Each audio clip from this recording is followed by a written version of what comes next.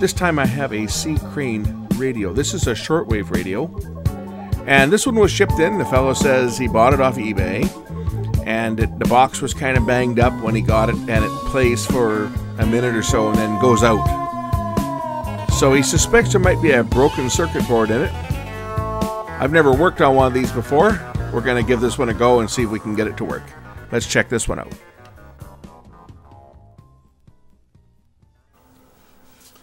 This time I have a CC radio, shortwave radio, AM, FM stereo. It says twin coil ferrite, 50 memories. It's the model CC radio shortwave. No serviceable parts.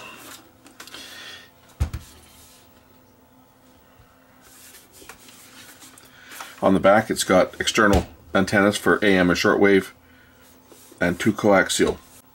So these ones are for your medium wave AM, FM shortwave external antenna, and AM IF output.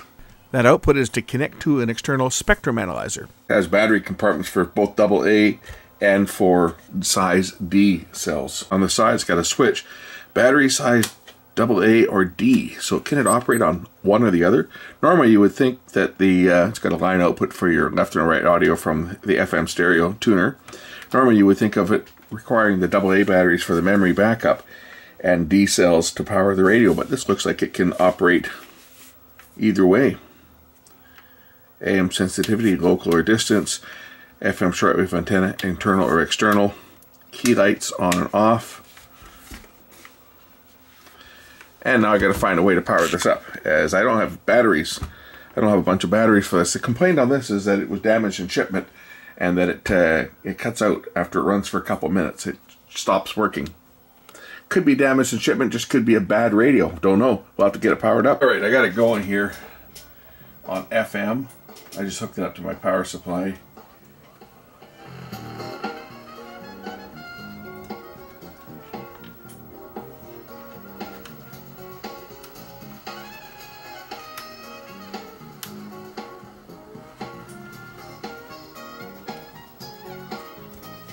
Just picking up my test transmitter.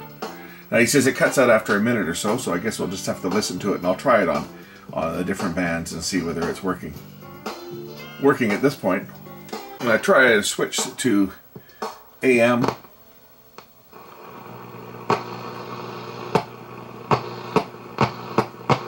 Interesting, the frequency stays the same.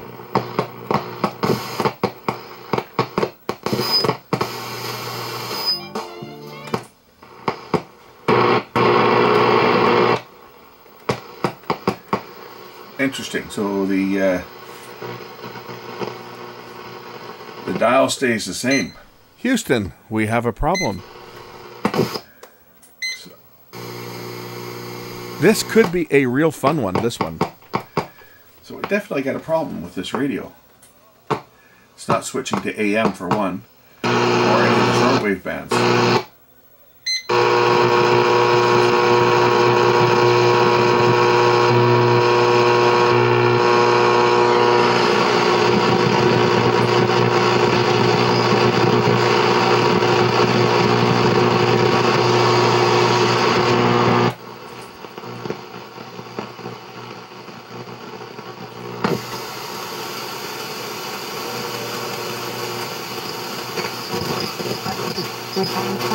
I think Build-A-Bear's like, come on in, we'll let you build a bear.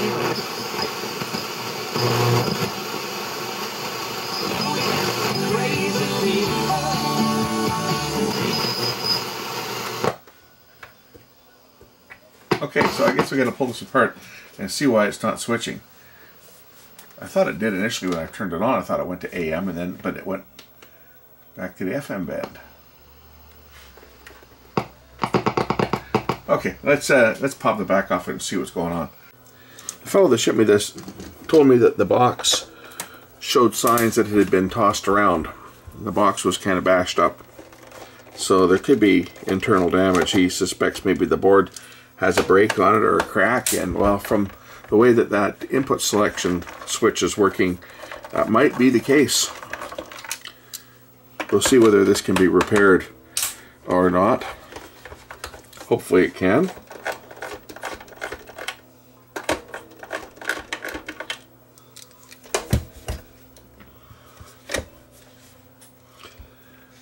we'll just remove the arrow mark screws. There's probably another one right down there. I'm sure there is. That's the seal.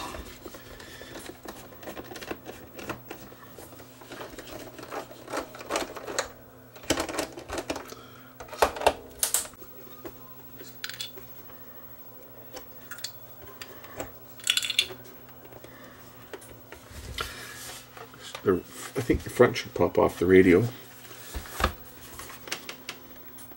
Got all the screws out. Why is it not popping apart? That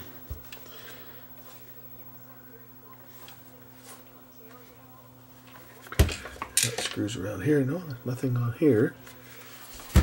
This should just pop apart, I would think. Oh, there we go. There. Front lifts off just like that. Okay. There's the speaker, good sized speaker. It's got well, a bunch of circuit boards in here. The one I'm curious about is where the switch is,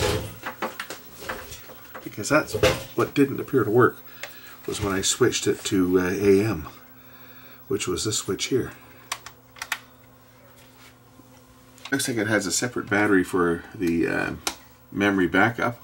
I'm just going to pull the display board as I want to see what's underneath here. Oh, 3M. It's a 3M display panel. CCR radio, of course, stands for C.Crane radio. And they're not particularly cheap. These ones go for, used ones go for a little over $100. So I'm interested in what's under here, because that appears to be the switch that's not functioning properly. Not switching the band, but it could be a crack on this board as well. This is the one that controls the tuning. So, just the way that this board is, I mean, it just looks like a cheap board. Like, it's not a fiberglass board. This looks like one of those, you know, shellacked paper boards that they used to make. They're quite easy to fracture. What else is on here? There's another ribbon connector up here to these switches on the top. I guess this board pulls out. Yeah, that board pulls out with the snooze buttons on it. Alright, okay. And we have yet another board under here. Now this is going to be fun.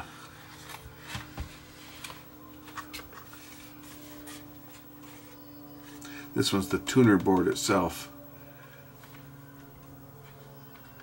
And this is the one I'm interested in more than anything else. But at least this board plugs in, so I can unplug these plugs to see what's under it.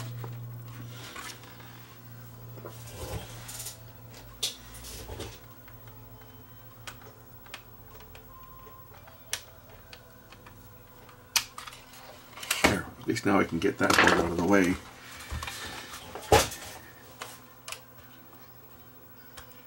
Okay, it's a switch. These are mechanical switches that just turn, like this is just a mechanical slide switch with a mechanism to switch it. So the main board down here is where I'm interested in to see what's going on. It looks like I can pull this assembly off and get to the main board. There's a few screws that hold this in, so let's just unzip a few more screws and get to the main board and see whether there's a problem there. Which is where I would suspect that there is a problem, is when where it switches from AM to FM and switches the bands. If it's going to be a crack, it'll be probably on this board. This is also the board that's got the heavier components on it. And those screws didn't feel like they're biting into much.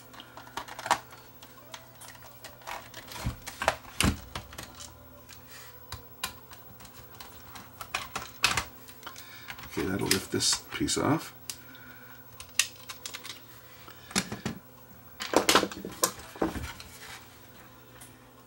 This is the band selector switch here that didn't appear to be doing anything.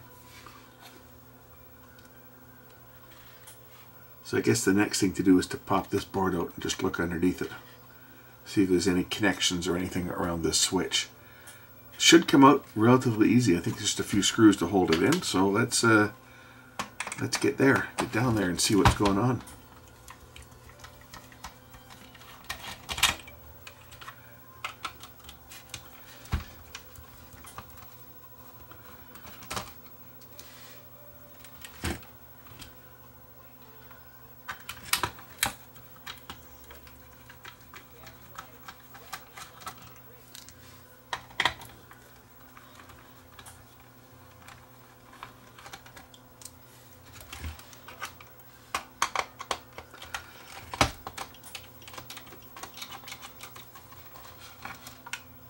Okay. Will this board lift out? Do I have all the screws out? I might. It might lift out now. Then again, it might not. But I think it will. I think I've got all the screws out that need to come out, at least to swing the board out. This will be a plug here that I can undo.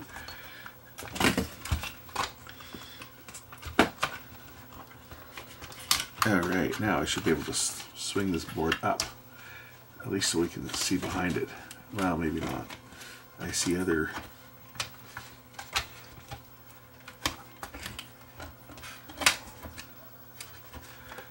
Not giving me a lot of room, are they?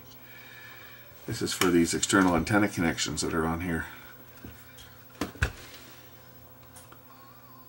Ooh, that's interesting.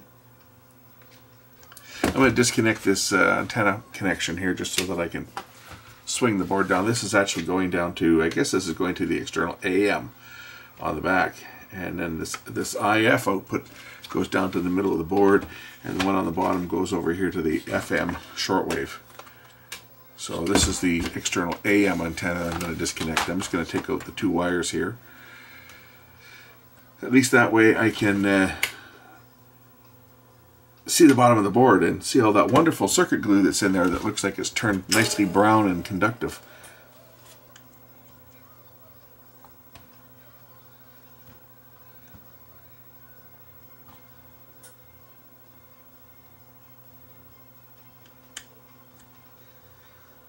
And yes, that is Barry White playing on the radio in the background.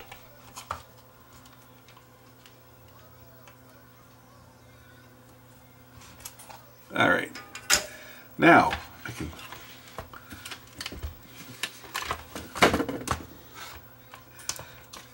I guess I have to disconnect this other one too. The wires aren't very long, but at least they're marked. This is the AM output, this one. We'll just disconnect this one.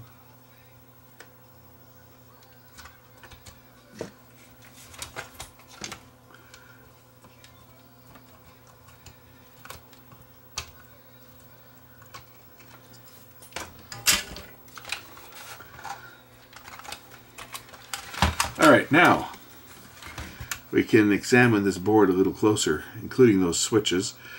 I love this stuff here. This is wonderful stuff. This is that wonderful circuit glue that has started to deteriorate. It's turning brown. Or is this wax? This could be wax. Anyway, it's when it starts to discolor like this, you get nervous.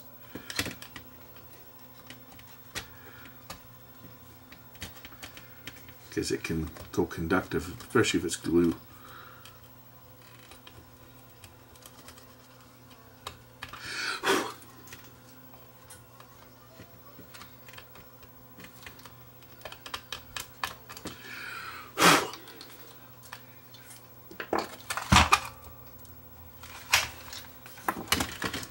This is the switch I'm interested in right here. This board's had work done on it. You can see here, definitely there's been work done on this board. And that work was probably done even before this was sold, because I broke the QC sticker on the back when I took out the screws. This is the switch that I'm curious about that didn't appear to be switching bands. But there's a mess down here as well. This has been reworked.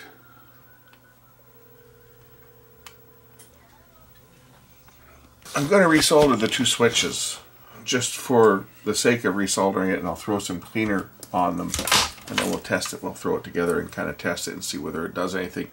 I don't see any physical cracks, although that doesn't mean that there isn't one, because there's lots that I can't see. But I do know is that when I was switching those switches, things weren't happening as were expected. So it could be a bad switch, it could be that they're dirty, it could be a cracked solder connection on here. The solder connections don't look to be too good. So I'm going to go over all these connections on the switches, and I'll give them a shot of cleaner, and then we'll give it a try.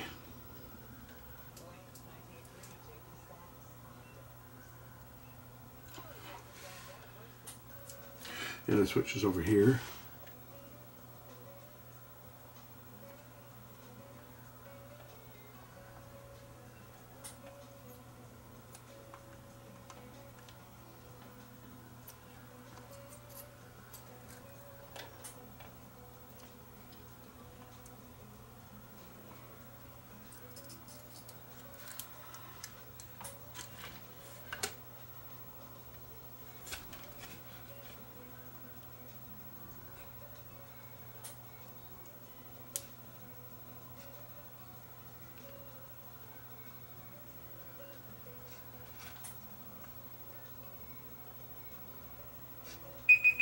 Okay, I've resoldered the switches. I cleaned them. I'm just going to put this unit kind of back together and see whether it works. And we'll determine at that time how much time is going to get spent on this unit, because it's not worth a whole heck of a lot of money.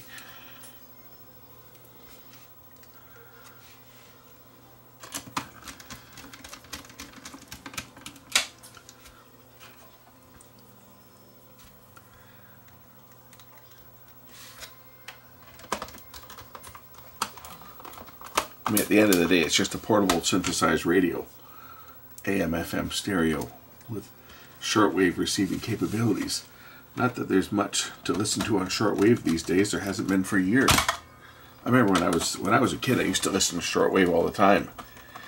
Radio Cuba Havana, Radio Australia, all kinds of cool stuff that was on the air. You know, back in the 70s and late 60s, early 70s, there's all kinds of stuff to listen to. Lots of propaganda too, mind you, but there was lots of stuff to listen to on shortwave. But over the last couple decades, all the operations have pretty much shut down, and now you just have the religious stations and some of the propaganda stations that are still kicking around, but there's not a whole lot else to listen to. Not the interesting stuff anyway. The stuff that I would listen to was I'd listen for the pirate radio that was out there, because there was pirate radio on shortwave, and some of the music stations from, you know, faraway countries were interesting.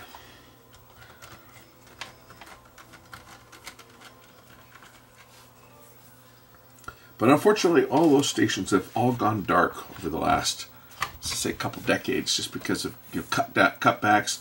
Most of them were operated by government operations, and just cutbacks here and there. Shortwave radio became less and less relevant as we got satellite communication and internet communication. So the actual art of broadcasting shortwave station or shortwave signals has really fallen by the wayside. Amateur radio still uses shortwave bands for their HF communication. As I say, there's still a few things on there, but nothing like it used to be.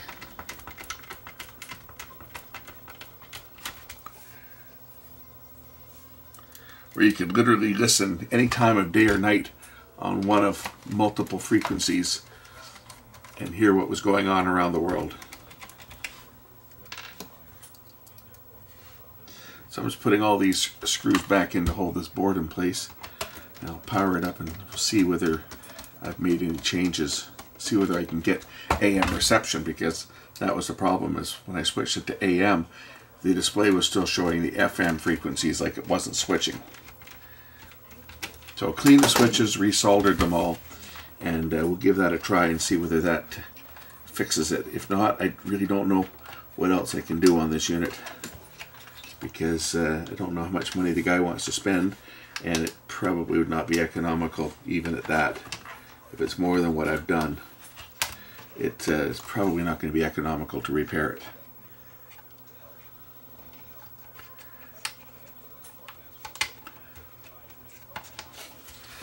Okay, let's hook up power and see what happens. Well, look at this. I think I got a connection on this board. Watch this when I pull the board here. Ooh, I think we have a connection on here.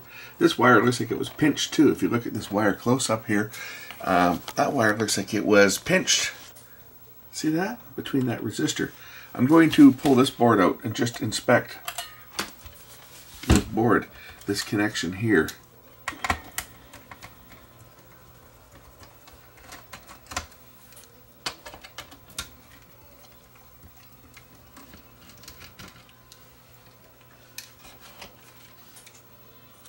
Oh, this has been worked over too, this board.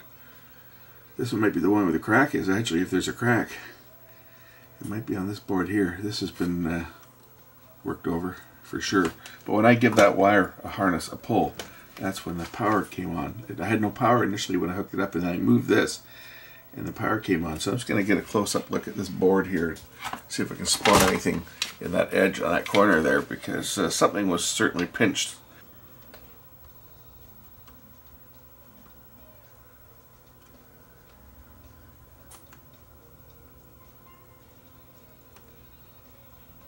Oh, I love lead-free solder, I really do. And if you can't tell, I'm being sarcastic when I say that. Well, that connection there looks real good.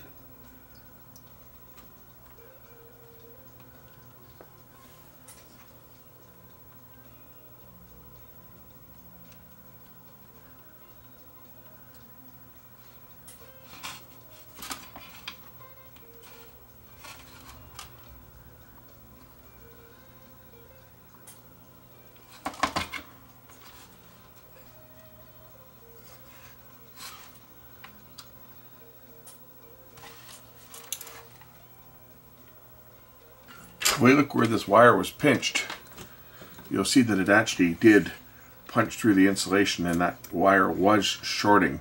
Can you see it right here? That wire was shorting against the top of that resistor. You can see the wire through there.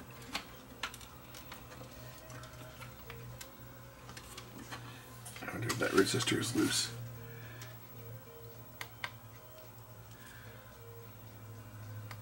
Ooh, you know what? The resistor is broken. That's what it is. I can feel it. That resistor is broken off at the bottom. Maybe that's the problem. Let's just fix that. You see that resistor was broken right off, right at the board, and that wire was pushing down on it. And that was probably why it was working. So I'll replace it with a new one.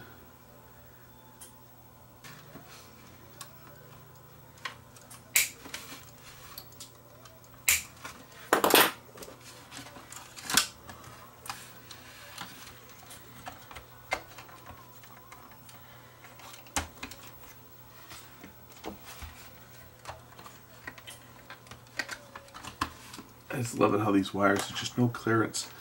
Look at all these little wires just jumping from like one point to another. Like, what's the point of that?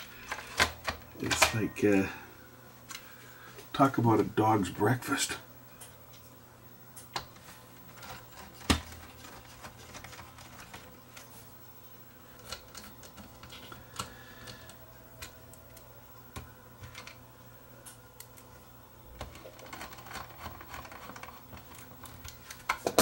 Alright, let's power it up again and see whether I get anything different happening than the first time I tried this thing. I got power. Okay, that's a good sign. I got power. Let's turn it on and see what happens.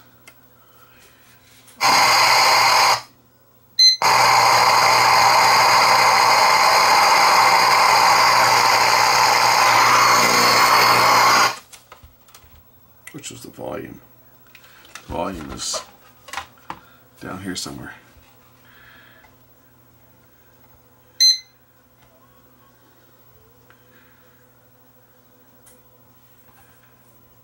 Okay, there's our sound. Why do I not have sound?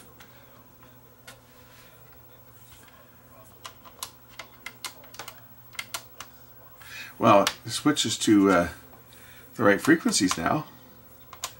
Where's my sound gone? Oh, the wire broke off of the speaker. We'll fix that. Oops. At least the display is working properly now. So hopefully, just with the broken speaker wire, put that back on, and this thing will produce some sound. Wire goes in down here next to the positive terminal. That'll be the negative one right there.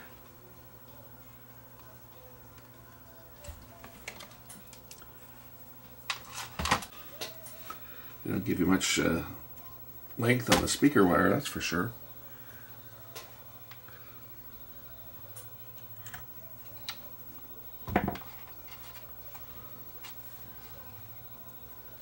With everything else having plugs, you would think that the speaker would plug in for removing it during service.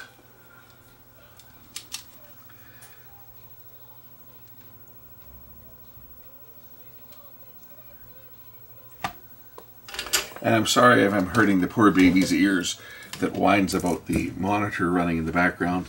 I'm expecting clients, so I have to keep the camera monitor on so that I can see if someone's at the door. as from back in the shop I can't see and I can't hear the doorbell ring. So I have to basically keep an eye on the monitor to see if someone's showing up. Just have a client coming to pick up some tapes that were digitized, so he's supposed to be here any minute. So just kind of keep an eye on the CRT screen up in the corner, as I still run an old CRT monitor for my security cameras. It's not that I don't have LCD panels, I do, but I just haven't bothered to change it out. Alright, okay, I expect this thing's going to work. I expect this thing's going to do more than make noise.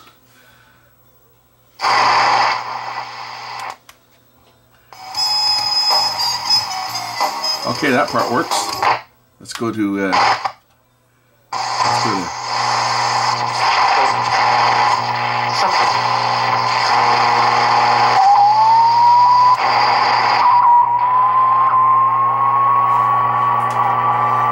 station doesn't come in very good. How about not knowing? Hopefully they're wrapping up soon. They might narrowband over.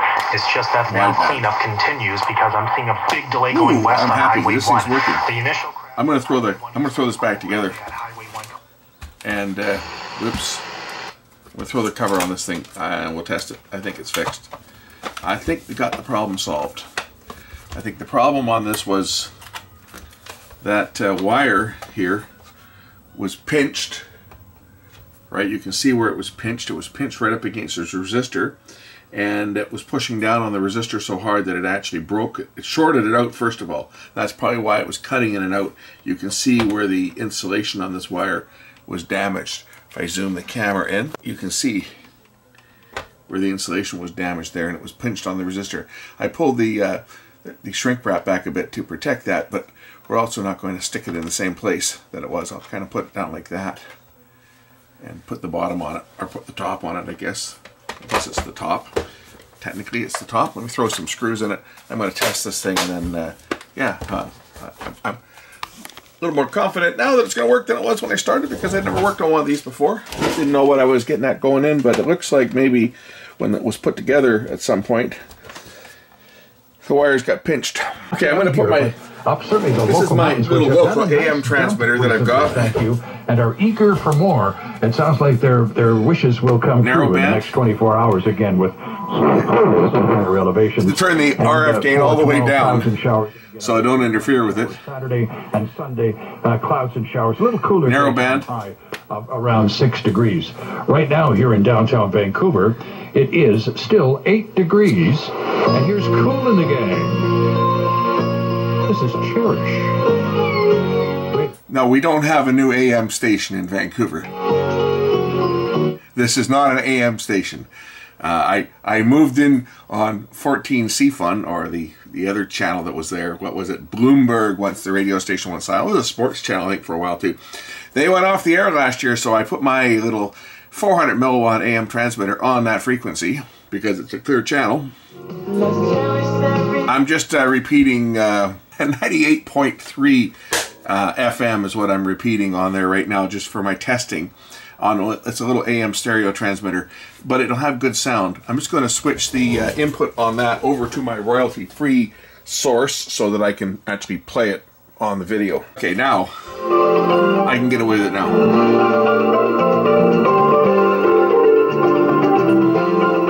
Narrow band, and then wide band, of course, it's got much better sound.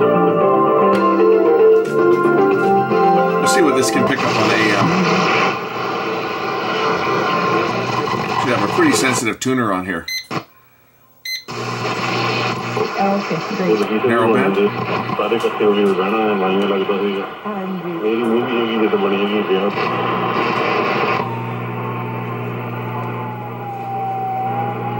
650 is not a very strong signal. In Ottawa, and Luke has stayed in Winnipeg for veterinary sciences, so they have less to start. Upper levels coming down the cut steady from Lynn Valley Road to the beginning of the Ironworkers. It's turning the RF gain down. We don't need it cranked up all the way for these signals. They're pretty strong. There's not a lot on. There is not a lot on AM here. You can see the noise level. they can get it sold. To get your business outfit sold, email sales@ableauctions.ca. That's sales@ableauctions.ca. I'm probably getting some interference from my transmitter too.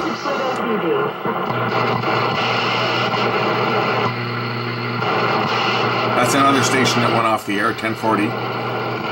Action. Montreal visits Florida tonight. The Maple Leafs welcome the Coyotes.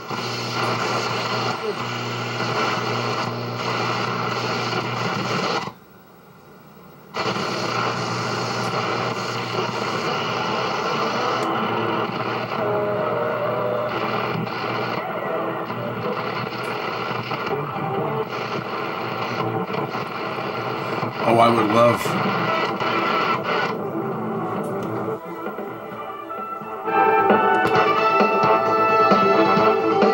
That works. Okay, let's try FM.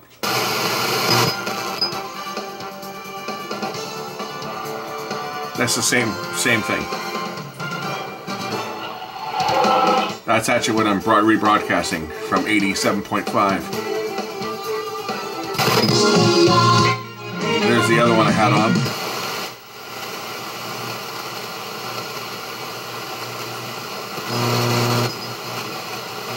Might help if I put up the antenna and see what I can pick up on FM.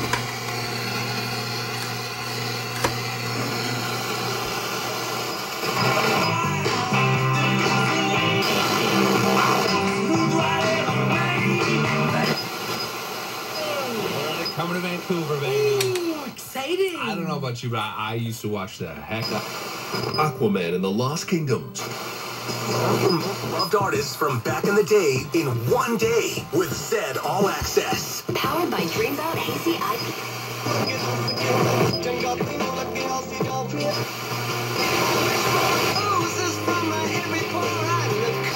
J'ai envie qu'on écoute d'ailleurs un extrait du documentaire. Oh, it's almost there. This is the original frequency, 98.3, that I listened to over the internet. It's a really weak signal. I can actually hear it. It's just there. And it is so weak.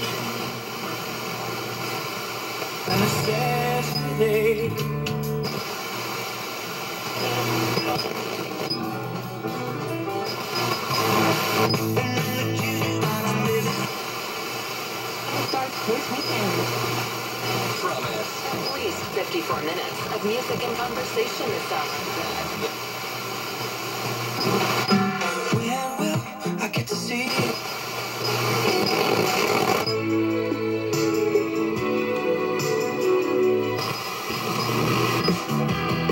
Don't talk to me.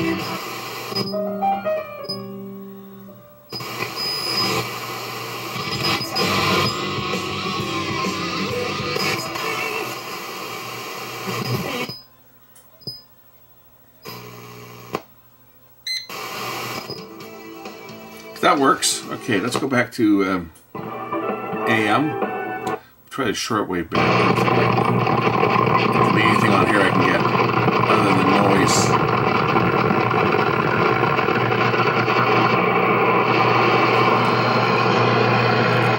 I'm not going to pull in WWV, I don't think, today. We'll try. It's night. At nighttime stuff will come in, or I put an external antenna on there, I'm sure stuff will come in.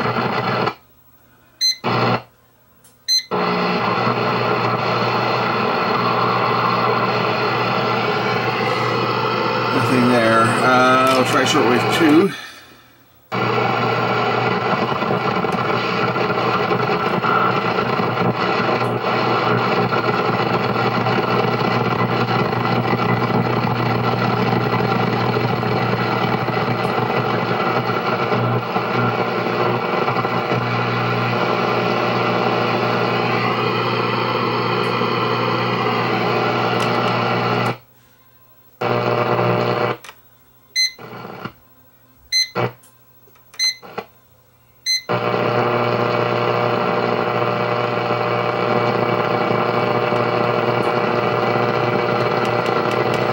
I'm not going to get anything on shortwave for sure. Not at this time of day.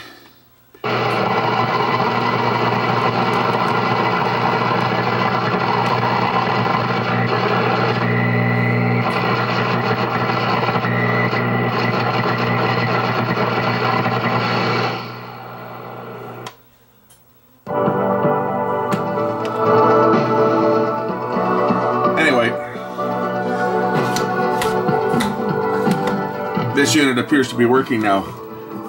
I think I got some dust on the inside. I'm going to have to take this apart again and just clean that off. I see some dust on the inside of the glass here. So I'm going to have to pull the back off it again and just clean that off. But I think this unit is fixed. So I'm going to say thanks for watching while I take it apart again and just clear the dust off the inside of that. I can just see some dust on the inside of the glass and it's kind of bugging me. So I guess I got to pull it apart and dust it off and then throw it back together. But the unit's working, and that's better than what it was doing when it came in. So thanks for watching. We'll catch you in the next one. Bye.